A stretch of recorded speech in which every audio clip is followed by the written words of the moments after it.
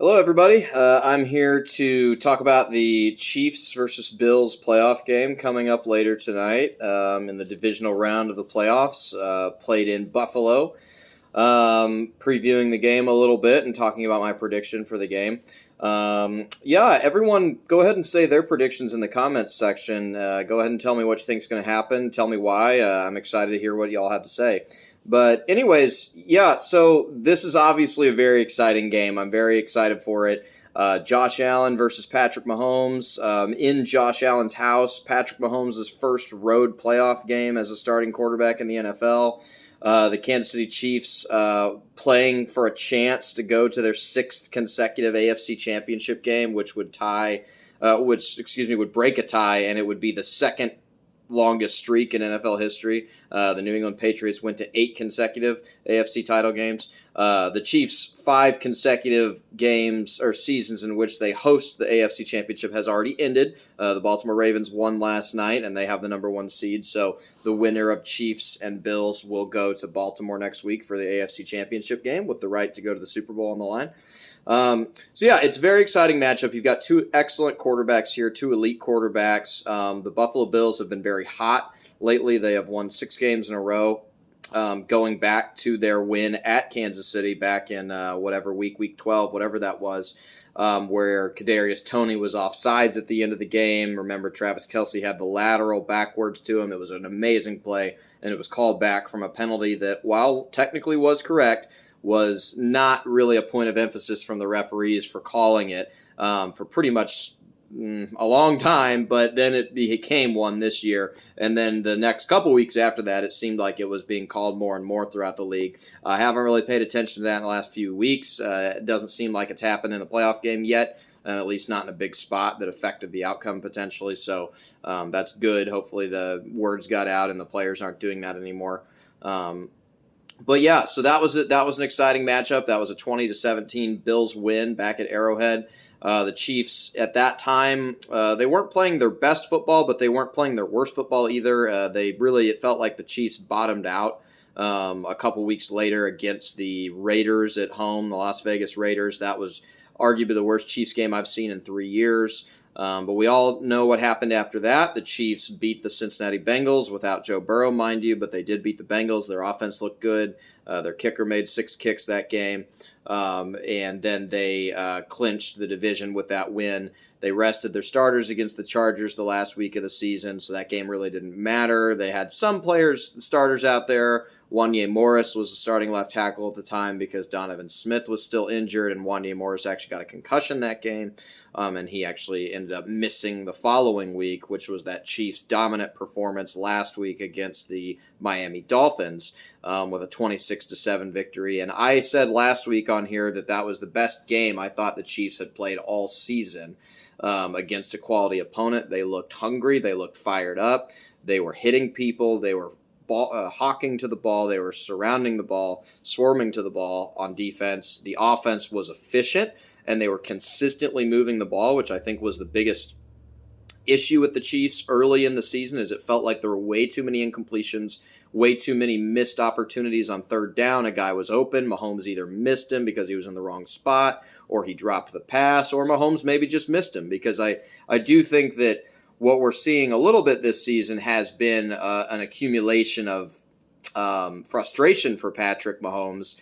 I still think he's the best quarterback in the world. No offense to Josh Allen or Lamar Jackson. I think those guys are fantastic players, and they are in the same, I think, pantheon potentially of quarterbacks, but I think Patrick has proven over his career he is the guy, and I still think he is the guy, but it's human nature that frustration is going to start to set in and a lack of trust with your receivers. But, again, the last 2 games that have mattered that Patrick has played, against the Cincinnati Bengals at home and then against Miami Dolphins at home, 2 pretty good teams. Even without Burrow, the Bengals finished with a 9-8 record, which would have actually won the division in the NFC South. That was a quality team that was fired up to come beat you, and they didn't. And then the Miami Dolphins, and that was a playoff team. Mind you, the Miami Dolphins were a very banged-up team on defense, but not offensively, and the Chiefs' defense held them to 7 points. So basically, I said earlier in the season after that Raiders game, I felt like this Chiefs team doesn't have a realistic chance at going to the Super Bowl this year because I just felt like they were making too many mistakes, too many errors, penalties, costly drops at the bad time. Their tackle play was not very good, with Jawan Taylor obviously being the most penalized player in the NFL. And then also the left tackle position with Donovan Smith, you kind of felt like, okay, they're kind of average there, maybe a little below average, which can work because the interior of their line is great, but you felt like that was just going to be a little bit too much for them to overcome. However, I've been saying even since then, I still think that this Chiefs team can win a couple of playoff games. I think they can get it together, and they still were able to win their division. They were able to win that first playoff game, so that's great. They now have the 3 seed, so because they lost that game to the Bills 6 weeks ago, they are now going to have to go to Buffalo. I'm fired up to see Patrick Mahomes on the road in the playoffs, man. He is an all-time talent. He's proven that so far with his play on the field. There's been nothing that has been too big of a challenge for him to overcome. And I'm excited to see him go up there, and I think he's going to be fired up to play. The weather is actually going to be better in this game than it was last week in Kansas City. So I don't feel like the weather is going to be a huge factor. It's going to be, I think, about 20 degrees at kickoff. I don't think any snows in the forecast, maybe some wind. But, yeah, I think that the Chiefs, if they can go up there today and they can play a clean game offensively, they can run the ball efficiently, and they can play containment defense that doesn't let Josh Allen break loose on the ground, I think that they're going to be just fine. My official prediction for the game today, I think, is the Chiefs are going to win this one 28-20. I think that they're going to win by a little bit more than people might think they are. I think the Bills' defense being very banged up, missing 4 starting players that were starting the last week of the regular season, I think really hurts them. And sometimes it's just the team that's healthier wins. I feel like a lot of people are saying it's the Bills' turn. It's the Bills' turn. It's their year. If they don't do it now, then when are they going to do it? And I have those same feelings too, but I got to be honest, it doesn't work that way in sports. It's not, oh, it's their turn. If that was the case, the Missouri Tigers would have won a national championship decades ago because it's been their turn for a while. It doesn't work that way. And I believe Patrick Mahomes is in a position to go out there today and to say, hey, I know that the narratives wanted this. I know that people thought that this was going to happen. Nope, not today. I'm still here. I'm going to go out there. I'm going to play a great game. I'm going to play an efficient game. And I'm going to go out there and win this for us. And I'm not going to have to do it all by myself because I've got a great defense around me. I've got a good running game. And Rashee Rice and Travis Kelce, I think, is a good tandem at receivers for him.